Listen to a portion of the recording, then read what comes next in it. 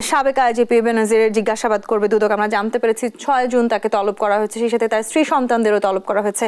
কি ধরনের প্রশ্ন আসলে দুদকের তরফ থেকে তাকে করা হতে পারে বলে আপনি মনে করেন? ধন্যবাদ।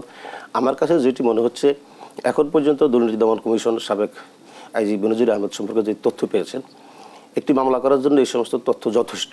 কিন্তু যেহেতু এখানে তিনি একজন পুলিশের সাবেক কর্মকর্তা, আইজিপি ছিলেন, এটি তারা অনেক সতর্কতার সঙ্গে দুর্নীতি দমন কমিশন কাজ করতেছে, যেন মামলা করার আগে কোনো ধরনের গ্যাপ না থাকে। সেই গ্যাপটা পূরণ করার জন্যই তারা বেনজির আহমেদকে তলব করেছেন।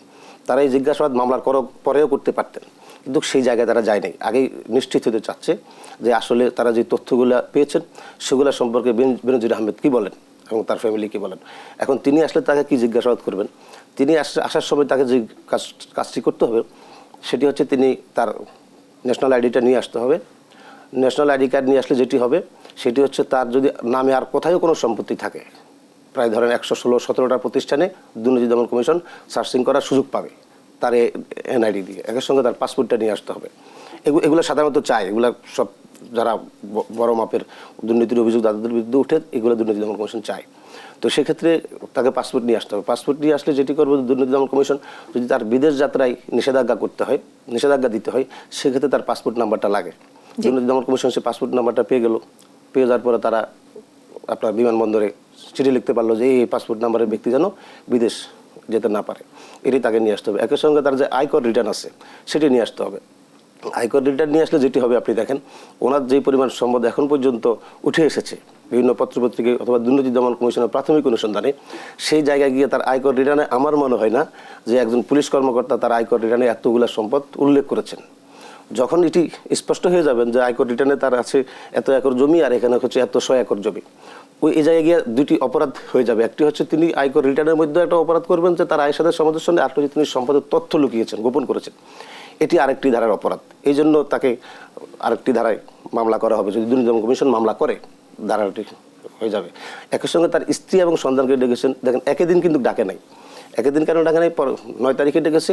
তাদেরকে আবার আলাদা করে তাদের কাছে জানতে চাইবে যে তাদের নামে যে এতগুলো সম্পদ হয়েছে এটি আসলে তারা জানতেন কিনা, তাদের সম্মতি আছে কিনা। যদি তারা বলেন যে আমাদের সম্মতি আছে, তাহলে তারা এই অপরাধের সাথে আরও জড়িয়ে গেলেন, যে জেনে শুনে অপরাধটা করেছেন।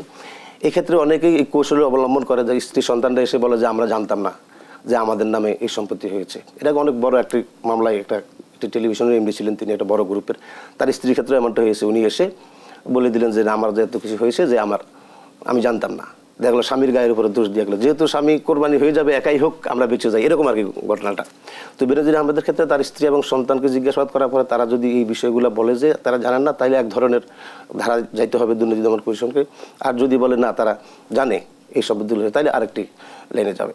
এবং দুইজনের বক্তব্য যদি 2 রকম হয়ে যায়, 3 জনের বক্তব্য 3 রকম হয়ে যায়, সেক্ষেত্রে তারা আর অনুসন্ধানের জন্য আরও কিছু সুযোগ পেয়ে যাবে, কে কীরকম বলেছে। মূলত এই বিষয়গুলো তাদের কাছে জানতে চাইবে দুর্নীতি দমন কমিশন। আপনি একটি কথা বলছিলেন আসলে যে দুর্নীতি দমন কমিশন তাকে অনেক ধরনের কাগজপত্র নিয়ে আসতে বলবে, আপনি বেশ কিছু আশঙ্কার কথাও বলছিলেন। যদিও আসলে মামলা নিয়ে এখনো আসলে আমরা কোনো ধরনের সত্যতা যাচাই করবার সুযোগ নেই, যেহেতু কোনো ধরনের তদন্ত রিপোর্ট আসেনি। যে আশঙ্কাগুলো আপনি করছিলেন, বিদেশ যাত্রায় নিষেধাজ্ঞা কিংবা এই ধরনের নিষেধাজ্ঞা আসবার সুযোগ কতখানি? তবে এখন পর্যন্ত আমরা এই অনুসন্ধানের যে গতি আমরা দেখতে পাচ্ছি এবং কমিশন যেই গতিতে আগাচ্ছে, সেটি দেখে মনে হচ্ছে যে এখন তারা পজিটিভলি আগাচ্ছে। পজিটিভ তাদের দৃষ্টিতে, পজিটিভ দুদকের দৃষ্টিতে তারা এটি মনে হয় মামলার দিকে যাবে। সাধারণত এই লেভেলের একজন লোকজনের বিরুদ্ধে এত র্যাপিডলি আমাদের দেশের প্রেক্ষিতে এত র্যাপিডলি আগায় না। যখন র্যাপিডলি আগায় তখন বুঝতে হবে যে এখানে সামথিং রং, অথবা কর্তৃপক্ষ হার্ডলাইনে চলে গেছে।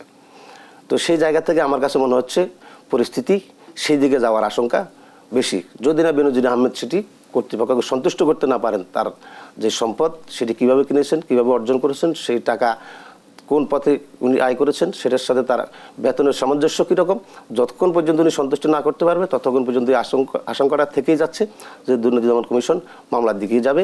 এবং যেহেতু মামলার দিকে যাবে, সেহেতু আসামি যদি দেশের বাইরে চলে যাওয়ার আশঙ্কা থাকে, বিদেশ যাত্রার নিষেধাজ্ঞা দিতে পারে।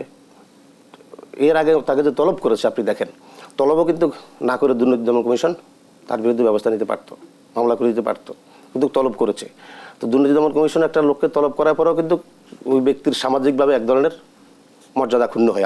আমি যতটুকু বুঝি, দুর্নীতি দমন কমিশন থেকে যদি আপনাকে শুভেচ্ছা জানিয়ে একটা চিঠি পাঠানো হয়, সেখানে আমন্ত্রণ জানিয়ে তারপরে আপনার কিন্তু পাশের লোক যখন দেখবে যে আপনার দুর্নীতি দমন কমিশন থেকে একটা চিঠি এসেছে, আপনার দিকে বাঁকা দৃষ্টিতে তাকাবে যে নিশ্চয় কোনো এমন ভুল করেছে, দুর্নীতি করেছে, কোনো অকাম করেছে, সেই জন্য তাকে ডেকেছে।